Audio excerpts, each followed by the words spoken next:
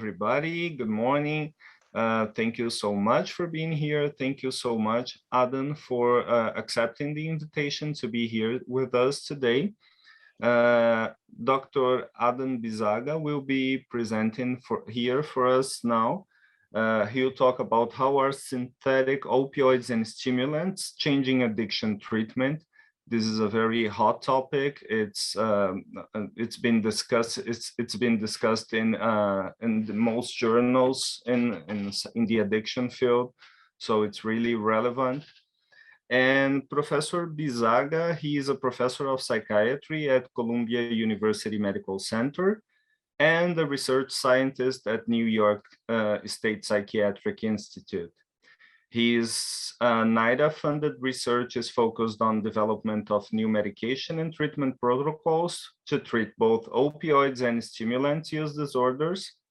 He co-directs national training, mentoring, and technical assistance programs aimed at individual practitioners and states to implement treatments for the opioid use disorders. He's a member of the United Nations Expert Panel and the United Nations Office for Drugs and Crime International Scientific Network. And Dr. Bisaga is a very generous and kind person. We have been collaborating for the past 6 or 7 years. He's been very generous. He gave us, especially myself and Vitor, a lot of opportunities. He has opened a lot of doors for us. He has already received a few residents. Vitor was made his optional rotation with Dr. Bisaga in New York. So it's a great pleasure to have you here, Adam, and please feel free to start your presentation. Yeah, thank you so much, Thiago, for the introduction. So let me make it hopefully work with no problems. So do you see the full screen? Yes, we are seeing your screen. Wonderful. So it's a pleasure to be here. I'm very excited for the international grand rounds. This is certainly only possible now during the pandemic restrictions, but it gives us, I think, a unique opportunity to talk to colleagues far away. And I think that this will hopefully stay around because this is, I think, an amazing opportunity to exchange ideas across continents. So I would like to tell you today some of the thinking. And you have to know that this is kind of developing as we speak. This is a very new problem and we are trying to adapt. And the problem has to do with how the influx of new drugs to the market changes how we practice addiction and what it really means for our patients and for the treatment program that we provide. So let me make sure that I can laser pointer. So I'm gonna briefly talk about epidemiology. What do we know about the extent of this problem? Tell you more about the drugs that we are encountering, talk about and review what is the current approach to treating patients with stimulant and opioid use disorder, and then really try to start a discussion, how do we need to adapt the treatment in order to cope with these new realities. So let me start with what we have seen in the last 5-10 years globally. And what we have seen is that people who bring drugs to the market, you know, the underworld, are really shifting away from the plant-based drugs like marijuana, cocaine, and heroin towards drugs that are synthesized in the lab, that are very powerful and more addictive than ever. And this is, I think, reality here to stay. The people always will use drugs, of course. They pursue these experiences. But now I think we are entering a qualitatively different era. The supply is vast, the drugs are very cheap, and the drugs are extremely powerful. So like never before, I think we will be seeing how this affects our societies. The treatment which always was kind of behind the drug problems, now must even adapt even faster rate to these new issues. And of course, I cannot have a talk during the pandemic without acknowledging that the pandemic had significantly worsened the medical, the psychiatric, the social problems faced by the users of drugs, which kind of accelerated the problem and make it even more challenging for us. So what have we seen in the US in these last few years? Well, we've seen the crack cocaine basically being replaced by synthetic methamphetamine. It's still there, but methamphetamine is clearly taking over the market. That people who use traditionally stimulants started using opioids and now are dependent on opioids.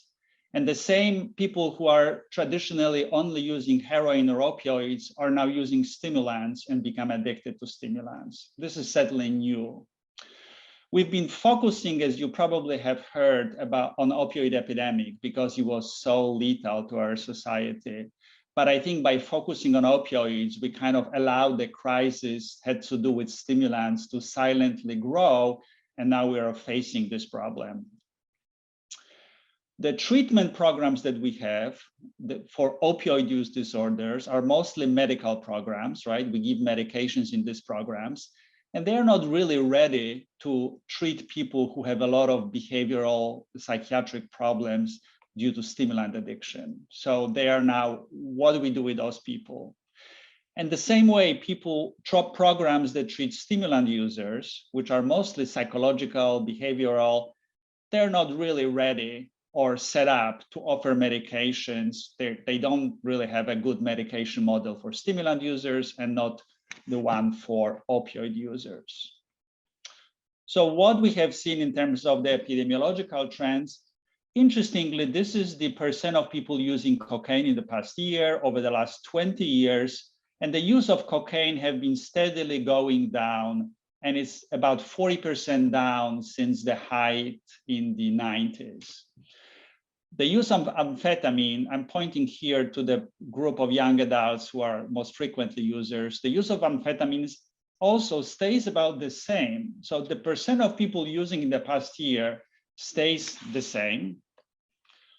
As far as the heroin users, again, the percent of people using in the past year, about 0.5%, goes up a little bit, but basically stays flat. This is clearly not any visible, increase. The use of painkillers, as you probably have heard, we had a big problems with overprescribing and overusing painkillers, has been going really down since about 2010. So this is the last 5 years, and the use of painkillers is going down. So the use of drugs stayed the same, but something else is changing.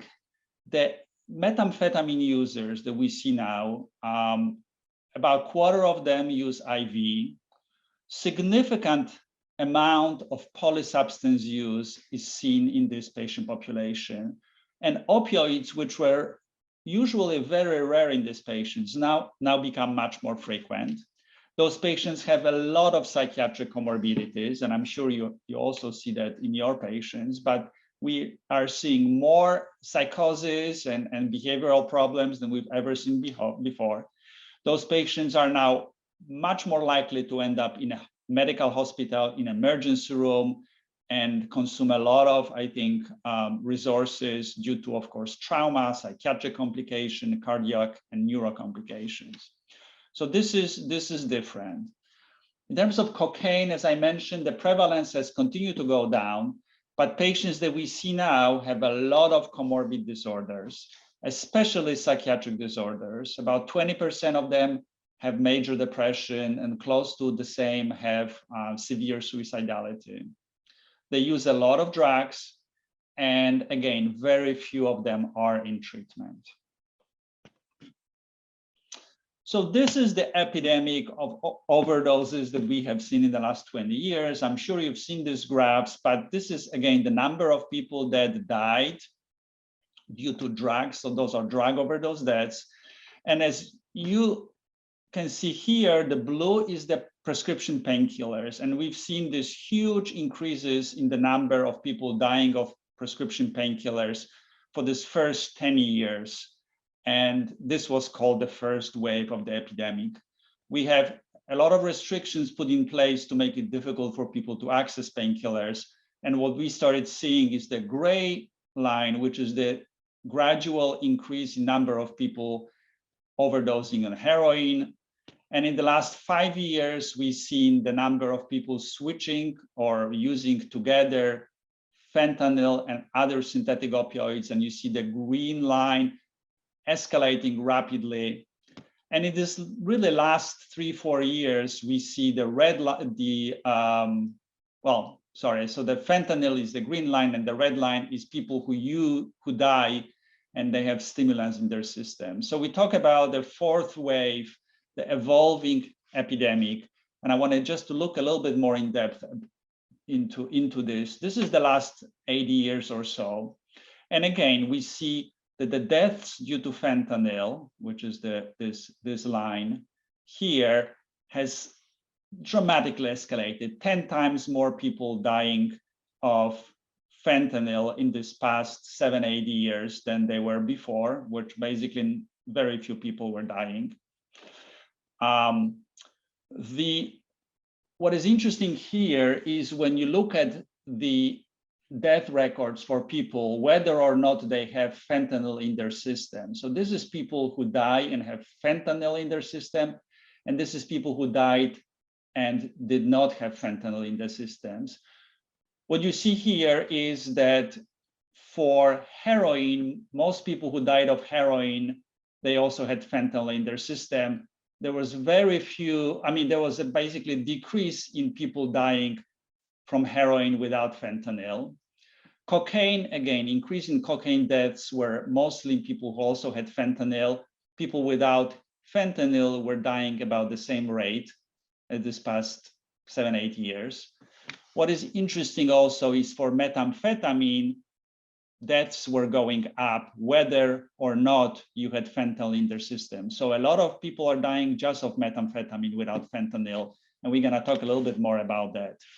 So clearly, a very sharp increases in deaths from synthetic opioids and stimulants. So this is the latest data, actually as of last week or so. Again, the last 5 years, the black is the all drugs, all opioids. We were very optimistic that epidemic was leveling off. As you see, for for several years, 2-3 years, we've seen flat deaths. But this last 2 years, deaths went dramatically up. And most of them were due to fentanyl. So this is breakdown by each of the opioids. So fentanyl deaths went up.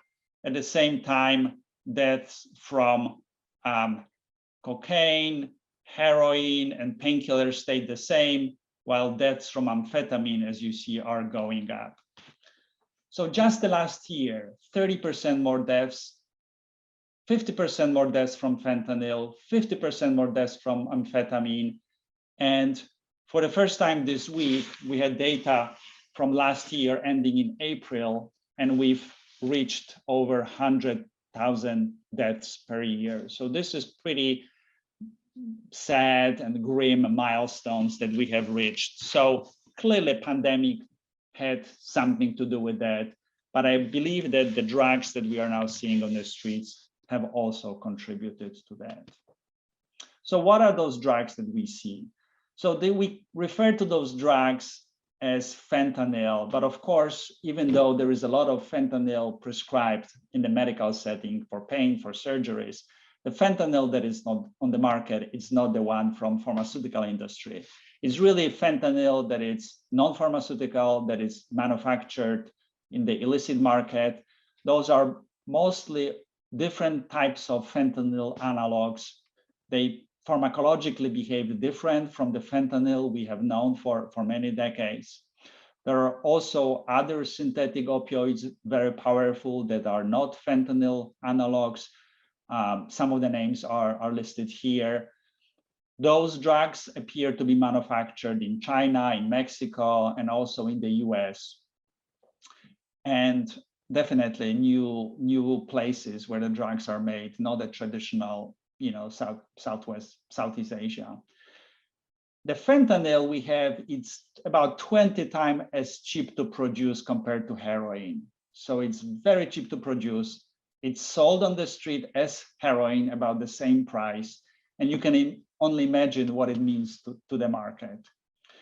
The fentanyl, I'm going to refer to those synthetic fentanyl analogs as just fentanyl, but it's now mixed with all kinds of drugs and ways. It's manufactured as heroin. That's how heroin is available in New York, in this glassine envelopes with a powder. In California, it's sold in vials. In different parts of the country, it's sold differently. But right now, it contains a lot of fentanyl, or a lot of fentanyl, or just 100% fentanyl. It's also manufactured as painkillers pills, even Xanax pills. Now we see a lot of fake Xanax pills with fentanyl. You can find it in cocaine supply.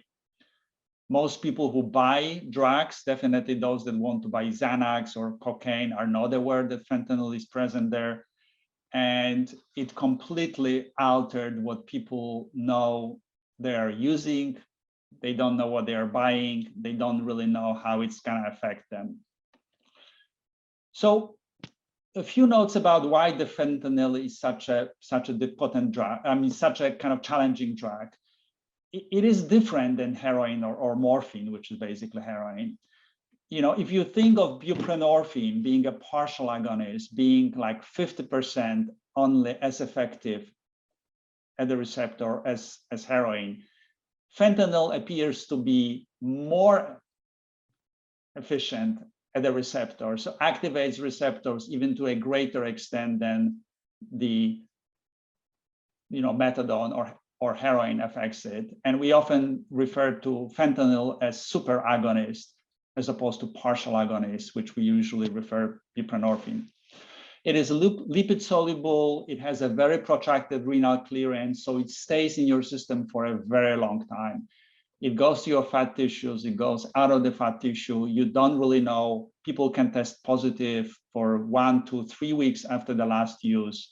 It's very confusing what to expect. The problem with fentanyl is when you compare it with heroin, it affects respiration much more than affects analgesia. And the effect on respiration is very rapid, very profound, and very prolonged. And so this is the graph comparing the effect on respiration of pure heroin, which is brown, and then heroin mixed with just a little bit of fentanyl.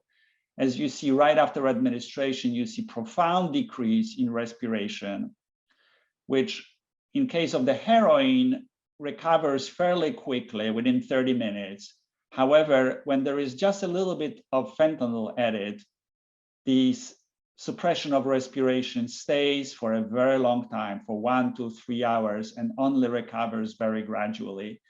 And what we see that a lot of people have this wooden chest syndrome, where their muscles of the chest are basically spasmatic, so they are unable to breathe. And you can also have difficulty with contraction of the muscles of your larynx. So basically those people stop breathing, cannot have respiratory effort, and that's one of the reasons why people die, and die so quickly. On the other hand, methamphetamine that we see, it's also different. Now, most of the methamphetamine comes from outside of the country, as opposed to being made at home, as we had for the last 15 years. And a lot of people talk that the methamphetamine now is very different than we had before. And it could be because of there are new ways of producing methamphetamine in those large commercial labs. And this new method, P2P, phenylpropanone, looks like it completely replaced the old ephedrine method. So before, people used to go to the pharmacy, buy ephedrine, mix it with some chemicals and make it at home. Now you have this commercially produced, very potent methamphetamine that clearly has a different effect. People using this methamphetamine have much more psychiatric, mostly psychotic complications. They become much more disorganized, and very rapidly deteriorate. So they now become homeless in 4 to 6 months from starting using. They already lost their homes. They are on the street. This has not been the case in the past. This methamphetamine is also much cheaper than it was before. And because it's much cheaper, it's very pure. It's basically available everywhere. And it's really spreading very rapidly through the whole country. And of course, you see a lot of kind of innovation, how this methamphetamine is offered to users. So let's talk about deaths, why people may be dying. So clearly, when you use stimulants, usually you die because of your cardiac or cardiovascular problems. You can die of injury, you can die of homicide or suicide.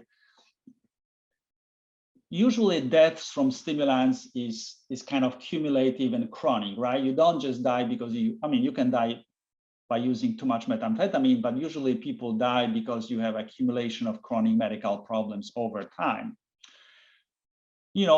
It's worth noting that we don't have the antidote to stimulant, right? So when someone comes to emergency room and stimulant overdose, we cannot just give them like naloxone and reverse them. Usually it's much more difficult to do that. And of course, now that we have people using both synthetic stimulants and methamphetamine, it really changed how people die.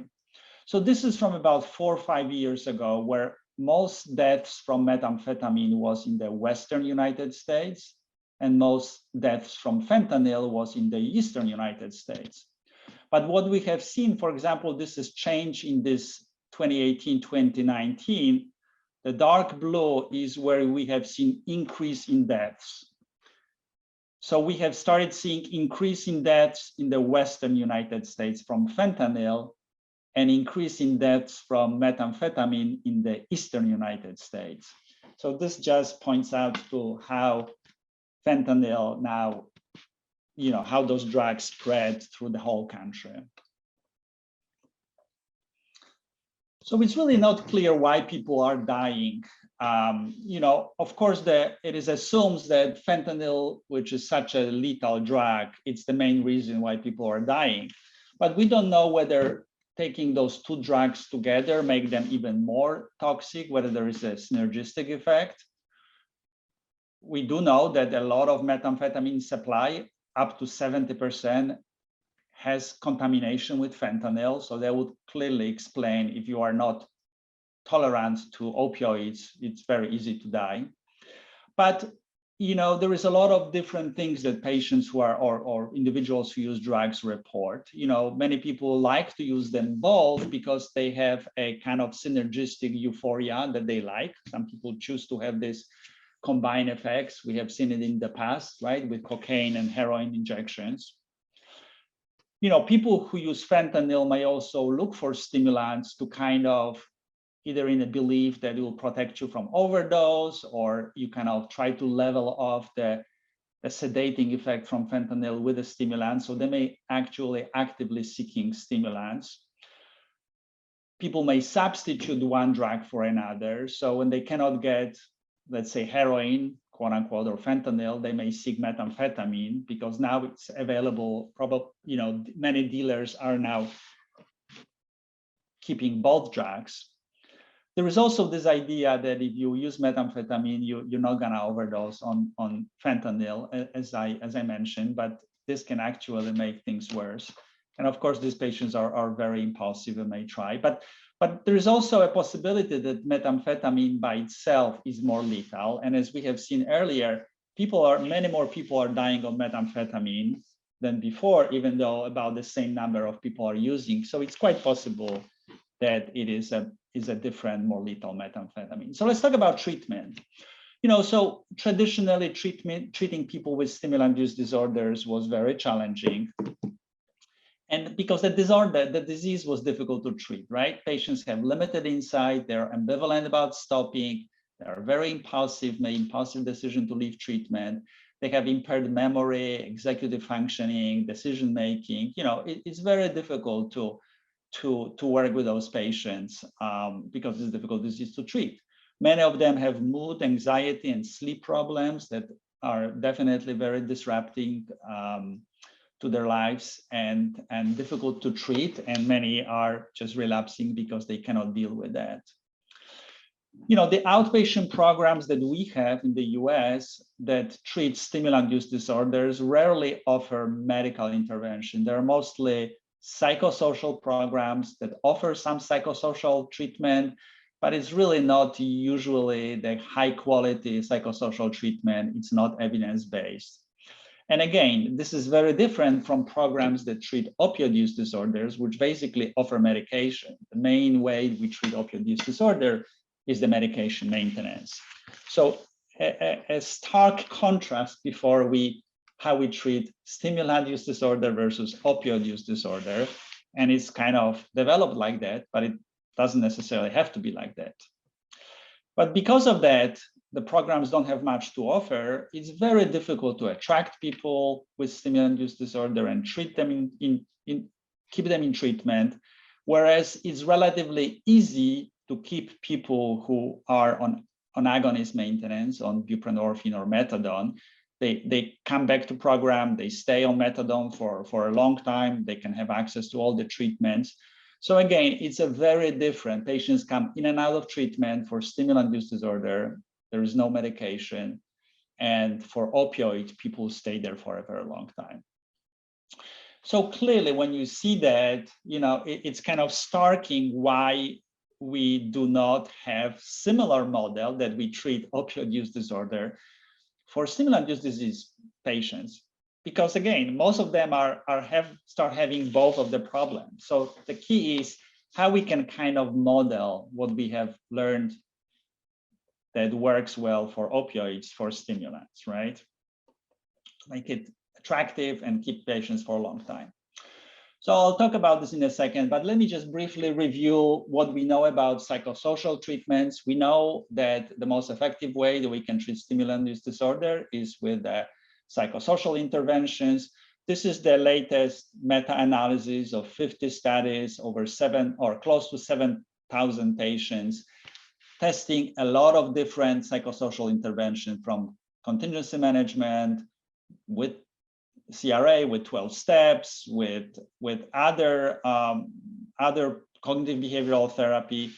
And basically, you see here, this is meta-analysis. This is where both treatment are equal. And when it's to the right, the treatment is more effective than control condition. Different colors show different outcomes. So, for example, for abstinence at 12 weeks, you have a very clear, significant effect of the contingency management with community reinforcement. It's the most efficacious, and other interventions, as you see, are relatively weak and not very kind of clearly repeat that you can replicate the effect. So this was the study for all stimulant users. This is just a separate meta-analysis for amphetamine use disorder.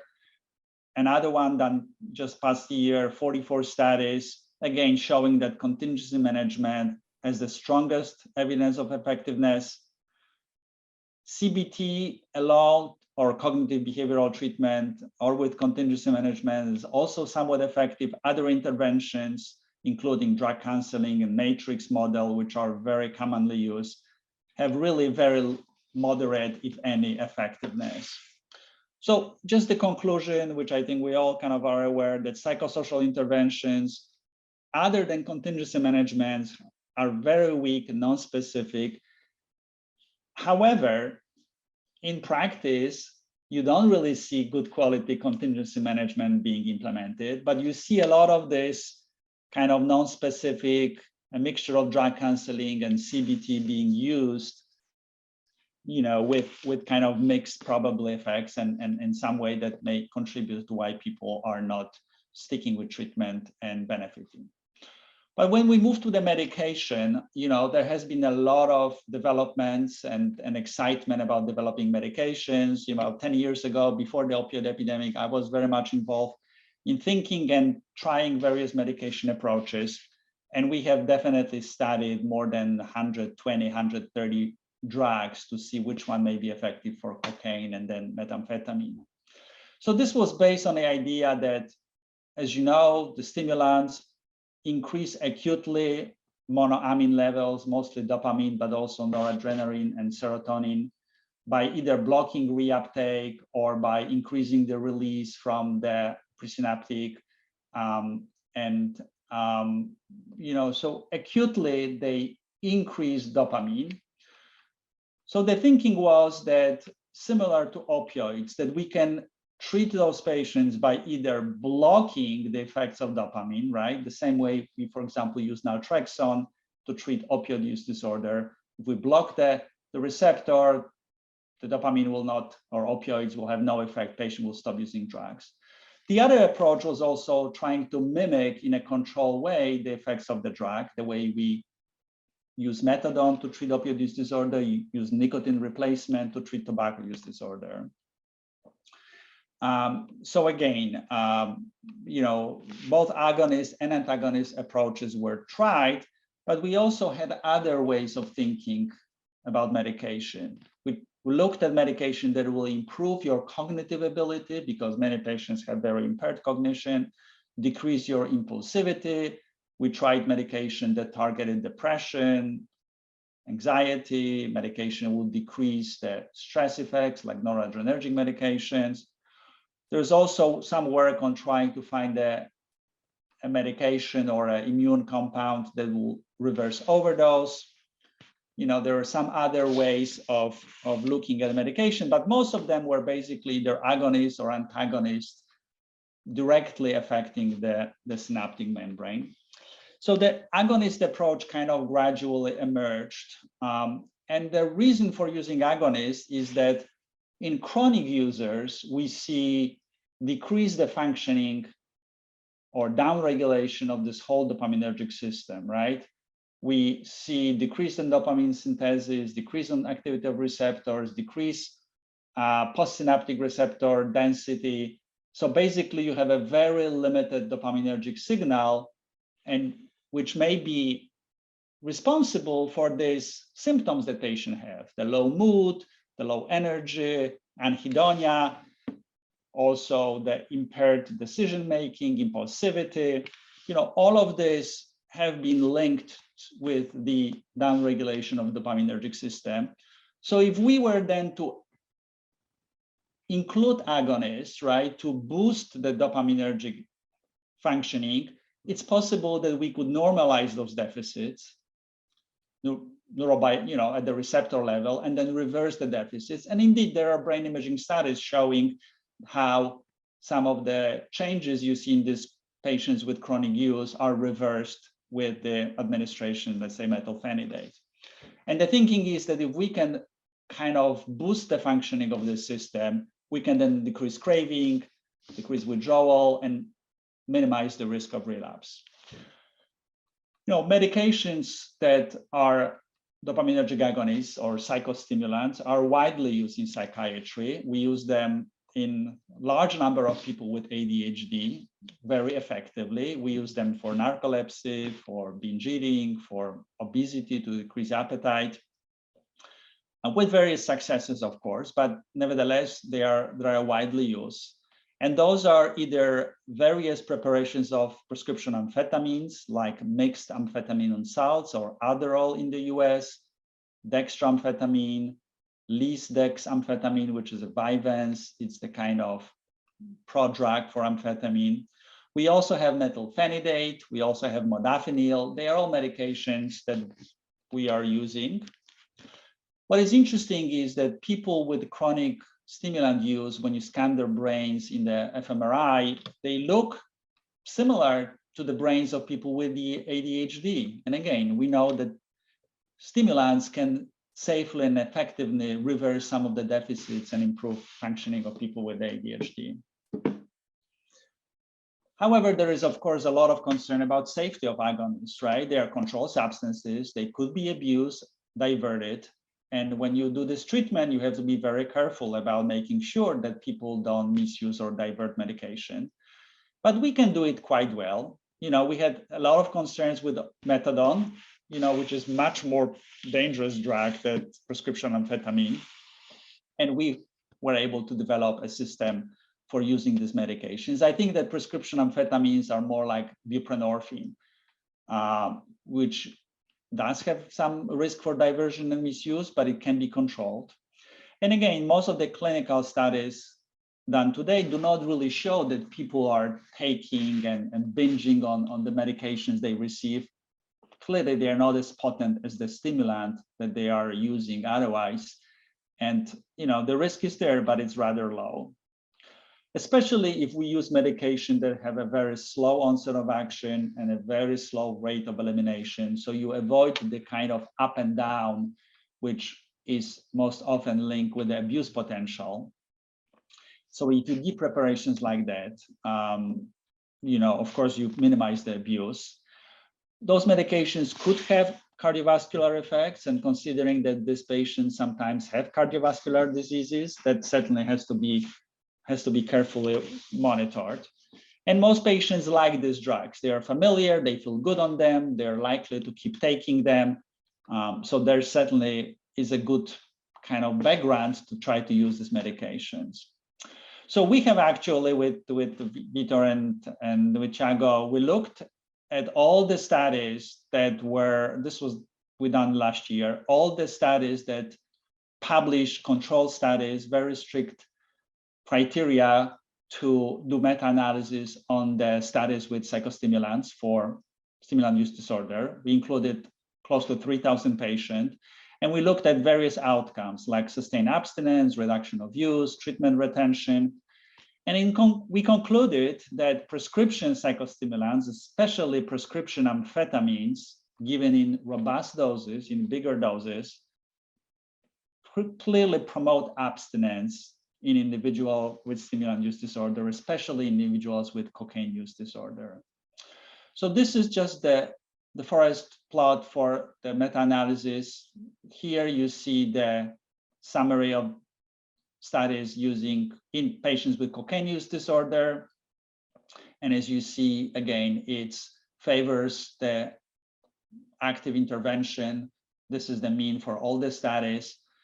And did not really, there were only 3 studies, though, did not really have an effect on amphetamine users, but net effect for all psychostimulants were also positive.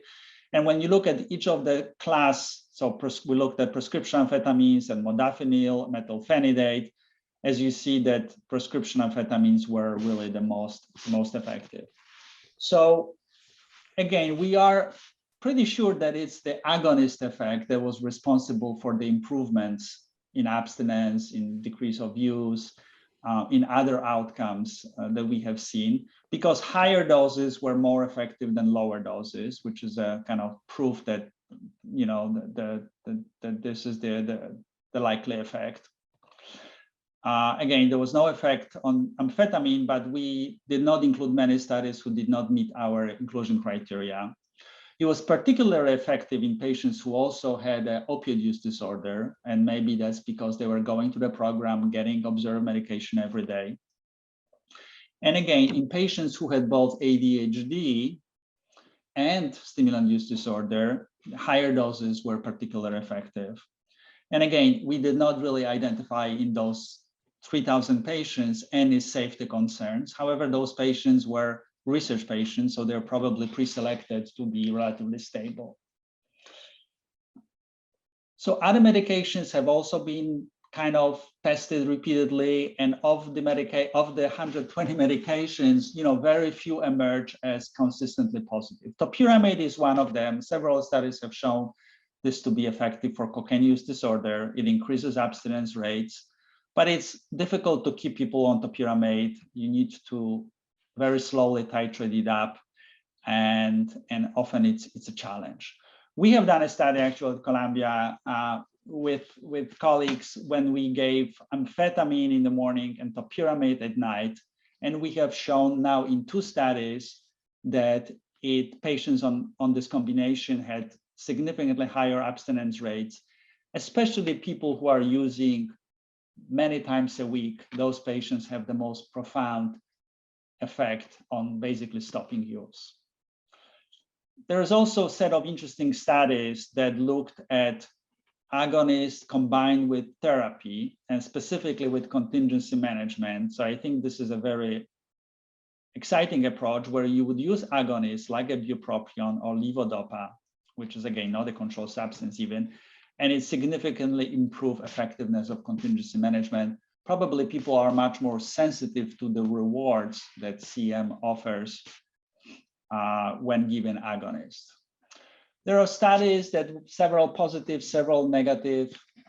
So some people are using it for desipramine, for disulfiram, for other tricyclic, and for doxazosine, which is a noradrenergic drugs. We know clearly that antipsychotics and SSRIs are not effective for these patients. Antipsychotics may actually make things worse, but basically they're not effective. Vaccine trials, unfortunately, did not pan out. The vaccine was not very strong. Not many people had high levels of antibodies. Although people that had high level of antibodies clearly had a beneficial effect, but again, majority did not mount the sufficient response. When it comes to amphetamine, again, this has been kind of more challenging. The drugs that have make people very excited are mirtazapine, which is an antidepressant. There are 2 studies from California, especially in men who have sex with men, show mirtazapine to be effective. There is some studies showing topiramate being effective. Naltrexone, again, it's promising, but there are negative studies also. Bupropion, there are studies that are positive. And there, finally, there is this study, there's a lot of excitement published just a few months ago by NIDA, large studies where you actually combine naltrexone with bupropion, and you see that some decrease in use and increase in abstinence. So a lot of people are in the US are excited about this combination because none of them are controlled substances. There's excitement about other, but still very early on. So N-acetylcysteine, there are some people have shown positive effects. Ketamine, as you know, there is a renaissance of ketamine in psychiatry. And indeed, ketamine seems to also work for amphetamine use disorders. Again, we're looking for vaccines or NMDA drugs. We know that SSRIs, TCAs, GABA drugs, nicotine, 5-HT3 receptor antagonists are not effective. The challenge with amphetamine is that it's very hard to measure decrease in use. So you basically only can detect if people are completely stopped, which may be a very high bar. A lot of people have comorbid psychiatric or medical problems, which make it very difficult to treat them. And of course, medication adherence is very, very poor. So what is my conclusion from this? I think definitely amphetamine in an extended release formulation in higher dose given once a day is probably, in my mind, the most promising medication. And there are certainly ongoing studies. For example, there is a study in Australia where using high dose of lisdexamfetamine Vyvanse for stimulant use disorder, up to 200 and above, actually 240 milligrams, we'll be able to hopefully, it's a large trial, we'll be able hopefully to see how this works. I think that having a behavioral component aimed at improving adherence to medication and minimize attrition would certainly help to give medication a chance to work. Daily supervised intake would certainly assure safety and minimize diversion. I think we should focus on patients with the most severe disorder. So those that basically, we know that psychosocial treatments will not help and they will likely die very soon. So those are IV users, daily users, and we're hoping that these people will have some benefits, if not complete abstinence. We should probably exclude people with unstable cardiovascular disorder. Probably people with history of psychosis should also be excluded, at least in these early trials. And as always, we should weigh for each patient risks of adverse effects versus potential therapeutic benefits. However, I don't have to tell you that there is many regulatory and political roadblocks to implementing this treatment. Those are controlled substances. People, again, don't fully understand how addiction treatment works.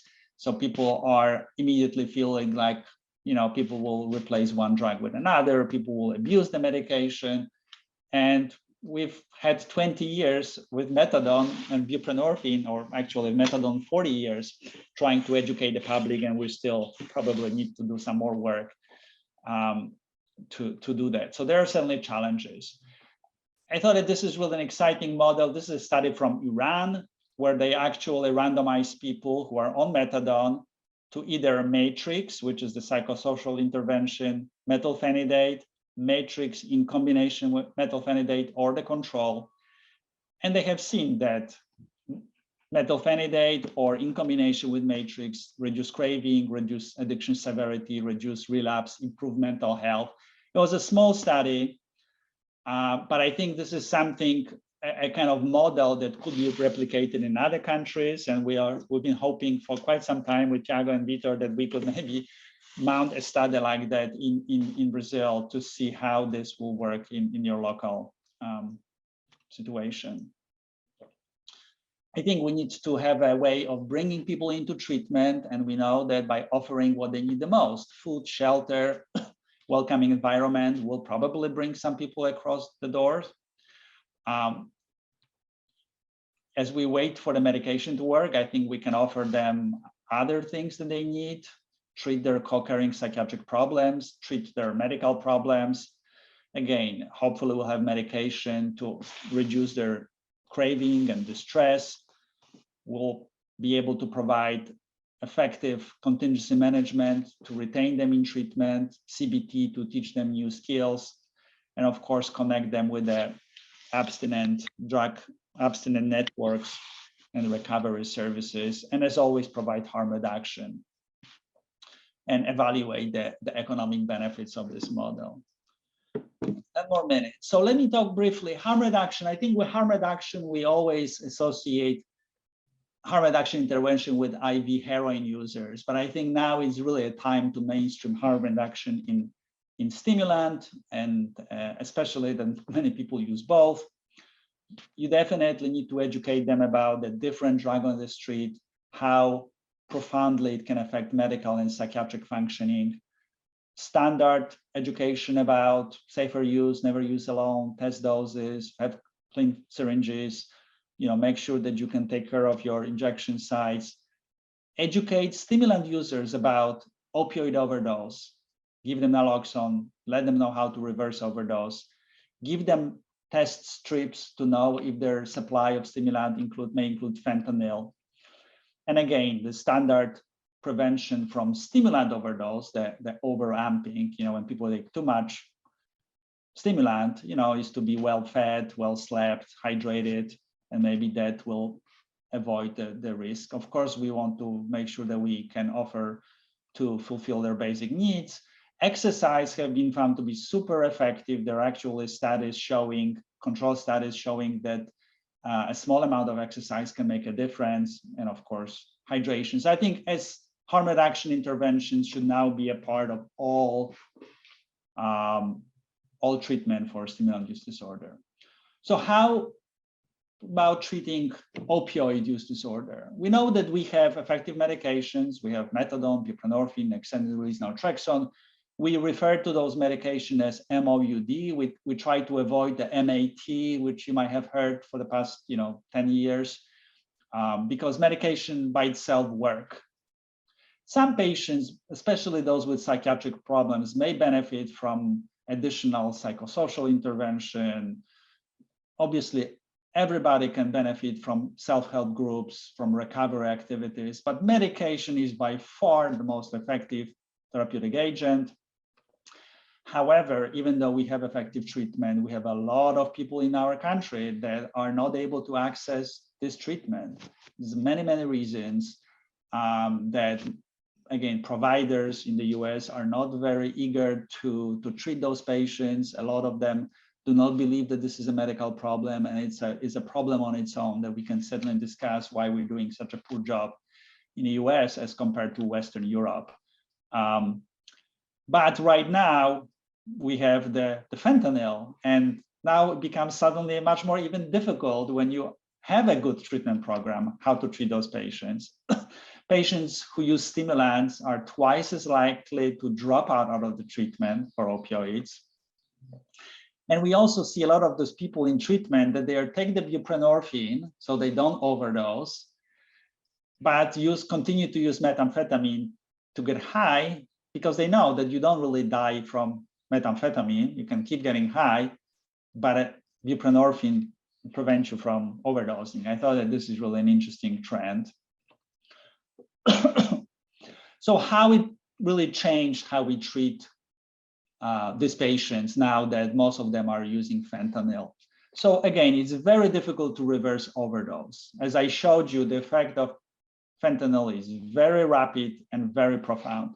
You have a very limited time when you get called to someone who is unconscious to give the naloxone, maybe 20 minutes before, 1 to 2 hours, and you could still bring them out. Now, basically, they are dead in half an hour. Often you need to administer multiple doses of naloxone because, again, it's so much more potent of an agonist that to displace it, you need to give much higher doses. Problem is that many programs are not even aware that people are using fentanyl because fentanyl is not a standard test. It's, there's a lot of problem with fentanyl testing, and many programs are now trying to basically adapt and test if it's not too late, because all of the patients may be actually fentanyl positive. So buprenorphine, as you know, to initiate buprenorphine, because it's a partial agonist, you want to make sure that patients are awake from the last dose or in withdrawal. Otherwise, you'll precipitate withdrawal if you give too much too early. And we see a lot of people having now precipitated withdrawal when they start treatment, to the point that people are afraid of buprenorphine. I took the buprenorphine and I got very sick. I'm not going to take it again. And I'm not going to go on buprenorphine. And many people are basically going on to methadone, which again, it's much easier. You don't get precipitated withdrawal from methadone. This is a big challenge. This is one of the biggest challenge for our field. And we have different approaches, but not so much evidence. So people wait for a long time, 2 days until the fentanyl washes out. They start buprenorphine at much lower dose, like 1 milligram. They use other medications during the washout periods. There's a fad using this microdosing or cross taper when people keep using heroin, but you start giving buprenorphine at a very low doses until you reach 8 milligrams before stopping, asking people to stop heroin. Buprenorphine maintenance has also been challenging. Many people continue to feel craving and use. You need higher doses of buprenorphine. As you know, buprenorphine has a ceiling. So at some point, it doesn't make sense to give even higher dose. So there's fewer patients that respond to buprenorphine. We can transition them to injectable buprenorphine that is a little bit higher, or methadone. Most people are switching to methadone. Again, methadone programs now have mostly people using fentanyl. 50 to 70% of methadone programs in New York City is fentanyl. It's easy to start, but it takes a long time to stabilize someone because you have to increase methadone very slowly. You need much higher doses of methadone, often more than 150 milligrams. And of course, you need more medical monitoring in those patients. And the same for naltrexone. It's very difficult to initiate. You either need to wash out for a long time. We use a buprenorphine, like 1-2 days of buprenorphine to kind of reset the receptors from fentanyl. Likely higher doses are needed, either more frequent injections or oral supplementation. So just to conclude, and that it is a global problem, substance use disorder, stimulant use disorder, that is likely to worsen. There is no attractive and effective treatment at present. That we have seen this dramatic shifts that affect users, right? They're much more severe. Many more people use combination of stimulant and opioids. They have a lot of medical and psychiatric complications, and they are much more likely to die.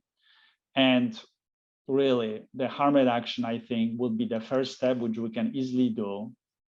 But we really need to change our treatment protocols to help those patients. So we need to have higher doses of naloxone and different protocols to reverse overdose. We need to know how to initiate buprenorphine in those patients. We probably need to agree that higher doses are needed. Many clinicians are afraid of using higher doses.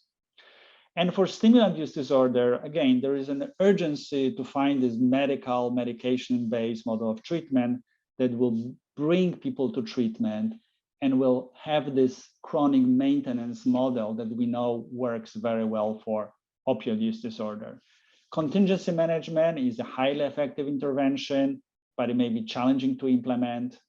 But I think we still have to make an effort to be able to figure out how to use the rewards in service of decreasing use. So let me stop here because I think we're at the end of the time. And thank you for your attention. And I'll be very, very, very curious to see what you think about this fresh content. So this is all just what a lot of this is what I've been thinking about my colleagues. So this is really fresh. So thank you so much, Adam, for your brilliant presentation. I think it raises a lot of interesting topics for us to discuss.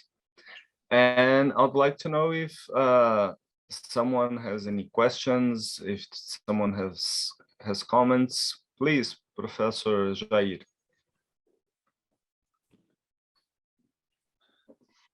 You were muted. Sorry. Well, the problem here, we are having a construction besides the hospital. It has been horrible. But anyway, thank you so much, Adam. Brilliant, very nice presentation. And, you know, it's very important now. After the pandemic, we are really changing our strategy of learning and teaching. And, you know, as it happens here, so this is a really very nice opportunity to interchange with the main departments around the globe, and also to provide our psychiatrists in the country so anybody can watch this presentation. You know, we are not translating it, so it is a little bit more difficult for some people to understand it completely. But in our department, as we wish to be an international department, so residents, when they come to our department, they know that this will be the case. And but then, you know, when we broadcast it, in some occasions we translate the conference. Well, very impressive. It's amazing. Just to certify, is around 30,000 to 50,000 deaths per year. Is this correct? Yes. Right, so the changes, yeah, the change that in the last year, it's such a dramatic change, which is, you know, mind-blowing, yeah. Yeah, we knew about the opioid epidemic, but it's amazing. How does it relate to homicides and to traffic accidents, for instance? I'm just talking to you. No, I mean, it's much higher, of course, than deaths from accidents and gun violence combined. And those are certainly, you know, very high. I mean, it is stunning. I mean, it's speechless. At this point, probably doesn't matter. 100,000, 200 is way too many, especially that this is probably something that we could, you know, that we could come up with a treatment. It's not like, you know, HIV that we didn't have treatment at the beginning of the epidemic, you know, but once we had treatments, we brought it all down. So this is really opportunity for us to not wait, because it will, if we wait, I think it will continue to stay high or increase to do something. Yeah, it is stunning. Yeah. We have more specialized people here, but I understand that the epidemiology of drug use is very different in our countries, compared in Brazil and United States. You know, Here we have a major alcohol problem, and cocaine, and cannabis, and crack, particularly in big cities. So we have a huge problem in the city of São Paulo, you know, crack dependence. But I mean, it's very important to know what's going on around. I don't think maybe Thiago and Vitor and Dartu can talk more about it. We are not yet in this situation. Right. Even in our emergency, I don't see these figures, you know, of having this sort of overdose, but Thiago can talk more about that.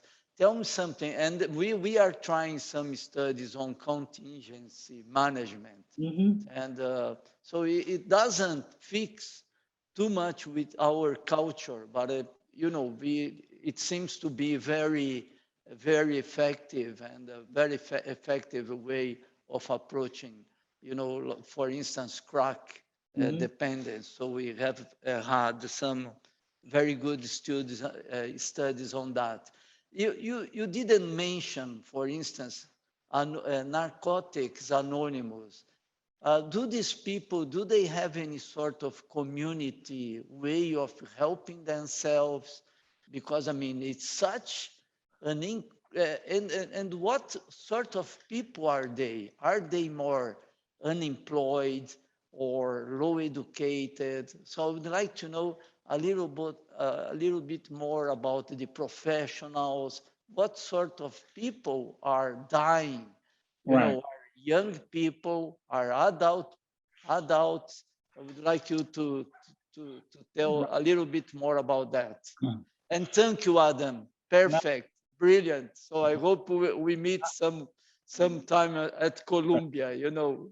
Sure, thank you. I would love that. So yeah, the painful, even more painful is that a lot of people who are dying are young people, are people from that you usually didn't think that will die. Those are not only poor minorities, unemployed.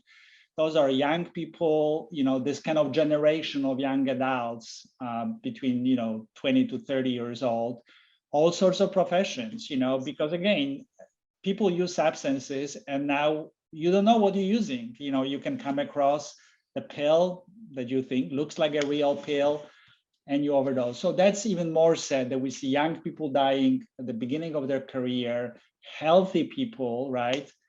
And people that you usually wouldn't, and die accidentally. It's not like they've been, you know,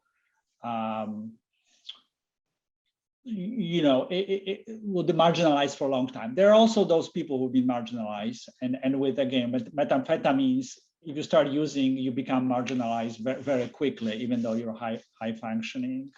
So that's another painful, that is the kind of young, you know, generation, the millennial generation, that it's dying. A lot of people, you know, from around in my town, you know, and definitely New York City, you hear, you know, all the time about people dying. So that's, you know, that's painful. As far as Narcotic Anonymous, so Narcotic Anonymous and other self-help groups are great, you know, as a kind of support, but they are clearly not a primary treatment. They cannot be a replacement for the treatment. You should not really send people who have problems to Narcotic Anonymous. You should send them to a professional treatment program, and then they can, you know, check out, maybe there are some groups that you'll find helpful. So they play a role, but really very, very small role. They're often against the medication-based treatment, right? They believe that you should be free from all substances. But as you know, without medication, people with using opioids will die much, much faster. So unfortunately, Narcotic Anonymous have been still kind of very slow to adapt. Alcoholics Anonymous are a little bit more open-minded. Now there is wider acceptance that you may need to be on buprenorphine because you are, you know, this is a medication, you have a disease, and they were more likely to accept it. But we would like to bring them on and join us, and we would like to have a continuum of care. And obviously, you know, different things may work for different people. Yeah. But speaking about your comment about what you guys see, I'm wondering how much you do see synthetic amphetamines or synthetic opioids, or do you feel like you're gonna be protected from that? It's never gonna come. Canada clearly has a lot of this. Canada is becoming, I mean, Vitor can speak, is becoming like a US, a big amphetamine problem, fentanyl, heroin.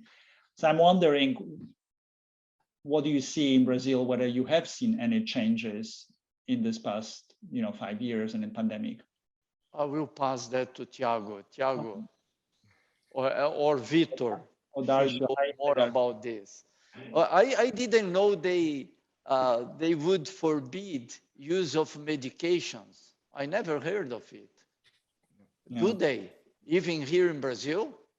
Because especially here in Brazil, what Adam just said, that Alcoólicos Anonymous are more open to medication. Yeah. That still doesn't happen here in Brazil. So even Alcoholics Anonymous, they are against medication. Most of the groups, I mean, of course, there are some exceptions here and there, but most of them, they are against any kind of medication.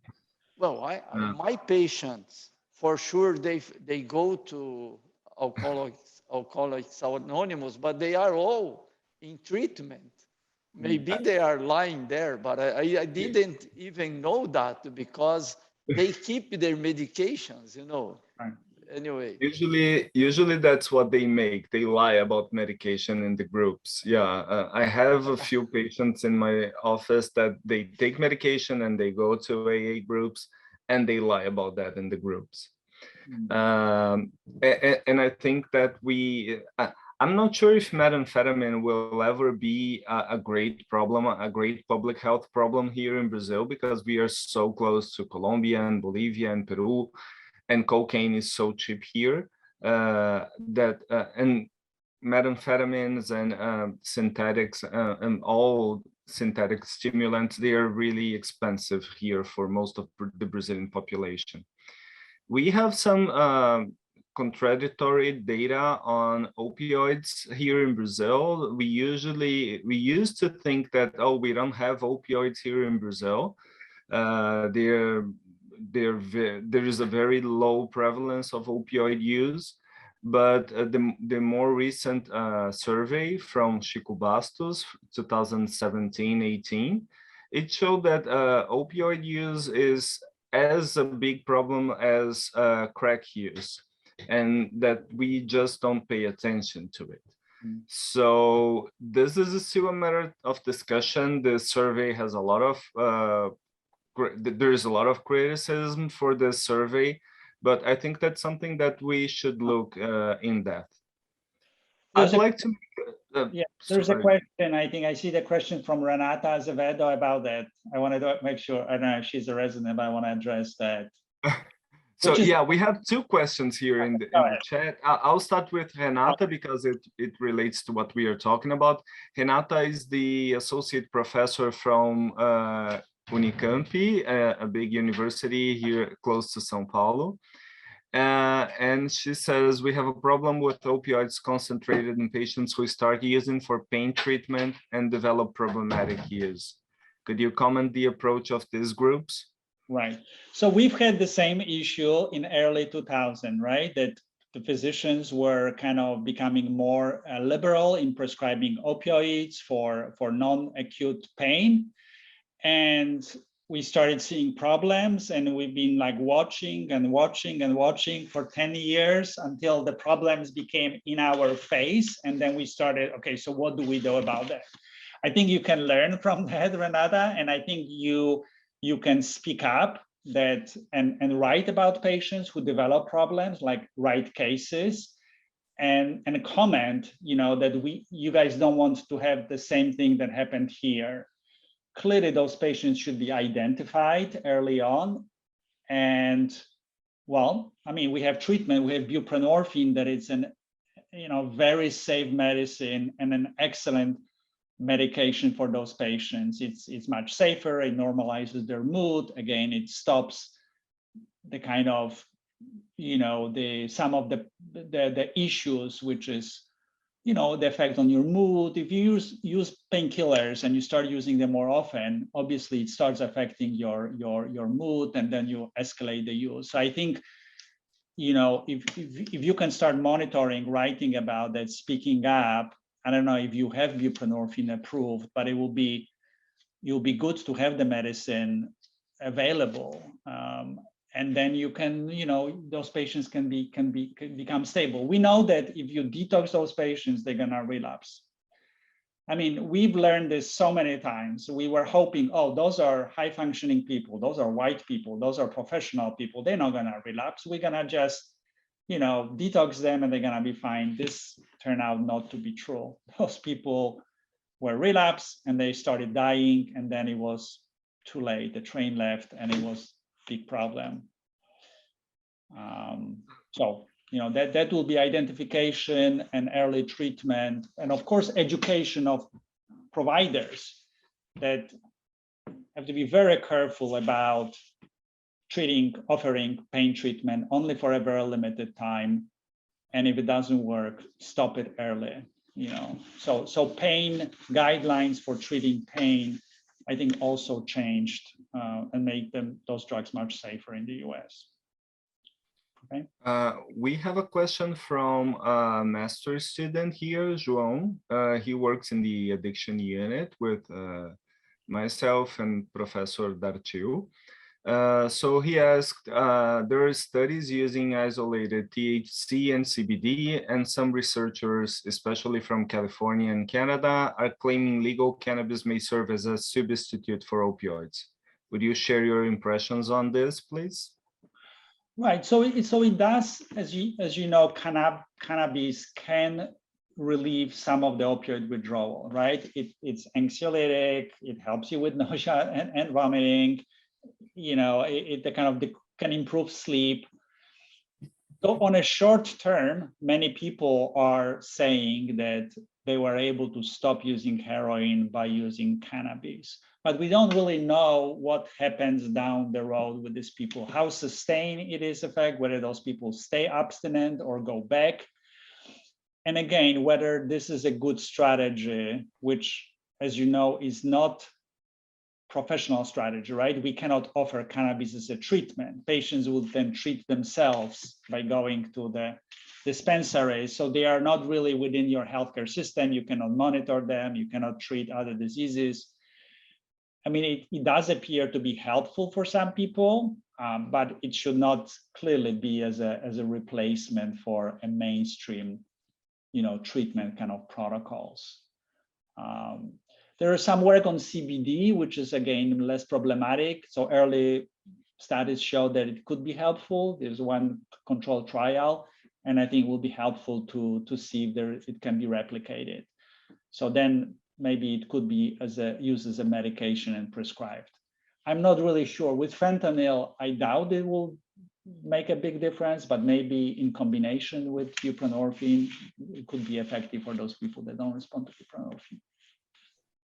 Just to add to this question, recently we had a grand round presentation here from a research team from Johns Hopkins University, and they brought in some phase 1 data. So it was still something very incipient, so nothing to be, it's not to the level of applying to clinical practice, but components from cannabis. I'm not sure now if it was THC or CBD. I think it was a combination of both, could possibly help patients dealing with craving, and through that mechanism, it could be helpful preventing relapse. So, and we're always very concerned about opioid relapse because patients will likely, as the withdrawal syndrome is very severe, and patients might build down tolerance very quickly. It's always very dangerous. So it might be something helpful. I see that with patients as well. So some patients, they report using THC and they say it helps with their craving, but there is very preliminary data on this. So maybe in the future we'll know better. Right. But in the meantime, we have highly effective treatments that do decrease death rates, do improve functioning. I think we should be really focusing on making those treatments available to as many people as possible. And yes, you can look at additional treatments, but I think the problem right now is that we have a treatment that we cannot deliver. I think if you want researchers, they should definitely focus on stimulants to try to figure out the kind of most appropriate way to, because we still need more of a kind of pharmacological research. You know, I think Dr. Marie asked about prevention programs. So I think that, you know, we, after, you know, 2010, 2012, where there was so many concerns with physicians prescribing a lot of opioids, there were restrictions put in place. So now you have a system that when you prescribe opioids, you have to check the pharmacy records, make sure that the patient is not getting opioids from other doctors. So, you know, this clearly decreased the prescribing. We have now guidelines that people have to follow, you know, that you can only prescribe for 7 days. And if it doesn't work, you have to stop opioids. So, you know, you have to use other methods. So there are regulations at the regulatory level that will prevent escalation of the problem. And I think clearly right now, as you've seen, painkiller use went down because of all those programs. And I think that prevented a lot of people from developing problems with pain medications, you know. I would like to ask if Professor Dartiu has something to add, because he's one of the leaders in the addiction field here in Brazil. So, Professor, would you like to say something, comment, or ask something? Hi. Well, for sure, I have to comment. I have to congratulate Adam for his speech. And I think it is very important, all this work we have been doing the last years with collaborating with your service. First, through Tiago Fidalgo, and more recently through Victor Tardelli. It's a pleasure for us to have this kind of collaborative work. And I think there are many points that are important in your speech. First of all, that when you mentioned that harm reduction is the first line strategy for substance use disorder, because here in Brazil, for instance, many people think that harm reduction is a kind of opposition to regular treatment pharmacotherapy, and it's a complementary one. So it's not what people think it is. As you mentioned, it's a very first option in this kind of treatment. The second point, it was raised by Jair Mari, is the kind of expressiveness of opioid problem in epidemiological terms.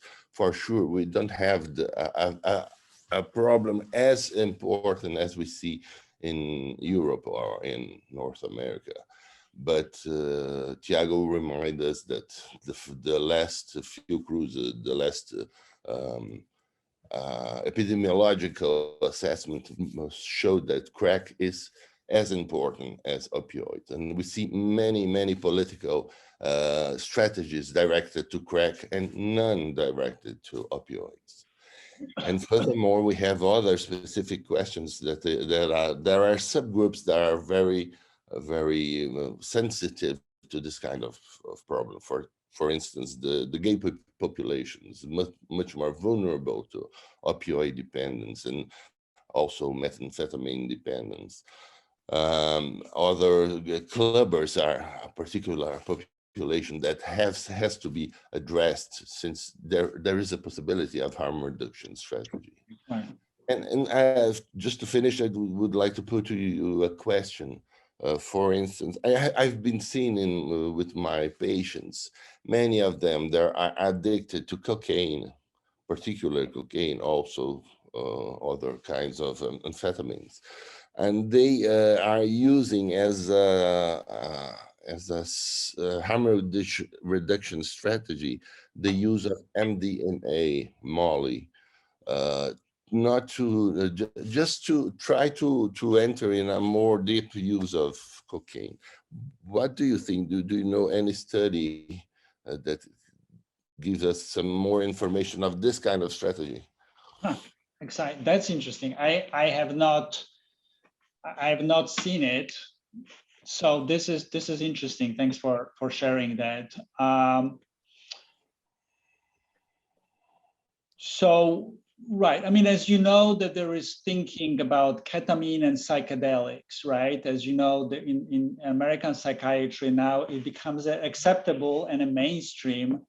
NIH just funded, like last month, a very large multi-site treatment of psilocybin for smoking cessation, funded by the government, right? They're gonna see whether psilocybin can help people smoking. I think it's amazing that that's what the federal government is funding right now. So there is a lot of interest, and I don't know whether MDMA, as you know, MDMA can have similar effect to augment therapy, right? A lot of, we've had a period in the 70s when MDMA was used by psychiatrists to help people with psychotherapy, right? To achieve a kind of more deeper psychological insights. I'm not sure if that's what you're talking about, or people are just, trying to use it, but, I think we have to be open, carefully, thoughtfully to study those issues and identify it. Is it the pharmacological effect? Is it the psychotherapeutic effect?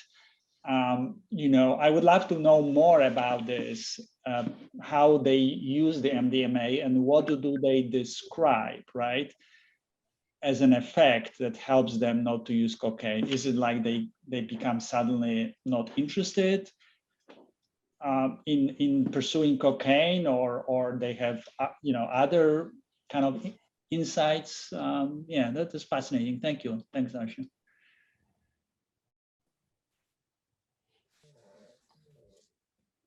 Just to mention, you have mentioned, Adam, this psilocybin study.